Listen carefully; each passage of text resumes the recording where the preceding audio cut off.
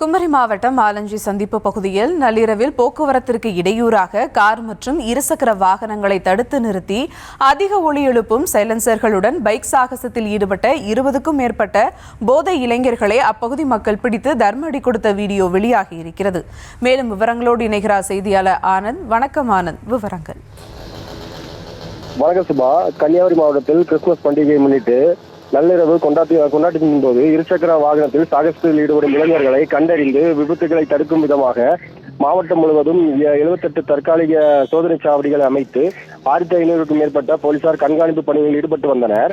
இந்த நிலையில் போலீசாரின் கண்காணிப்பை மீறி நள்ளிரவு ஆலஞ்சி ஜங்ஷன் பகுதியில் கார் மற்றும் இருசக்கர வாகனத்துடன் குவிந்த 20க்கும் மேற்பட்ட இளைஞர்கள் போக்குவரத்துக்கு இடையூறாக இருசக்கர வாகனங்களை நிறுத்தி சைலன்சர்களில் அதிக ஒலி எழுப்பி பொதுமக்களை அச்சுறுத்தி வந்த வகையில் நடந்து கொண்டதோடு பைக் சாகசத்திலும் ஈடுபட்டனர்.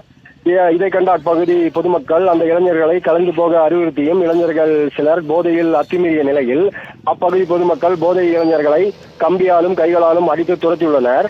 சிலர் இருசக்கர வாகனத்தை சாலையில் போட்டு தப்பி ஓடிய நிலையில் தகவல் அறிந்து வந்த கருங்கல் போலீசார் சம்பவம் குறித்து விசாரணை மேற்கொண்டு வரும் நிலையில சாகசத்தில் ஈடுபட்ட இளைஞர்களை பொதுமக்களை விரட்டி தாக்கும் வீடியோ காட்சிகள் தற்போது வெளியாகியுள்ளது. சுபா,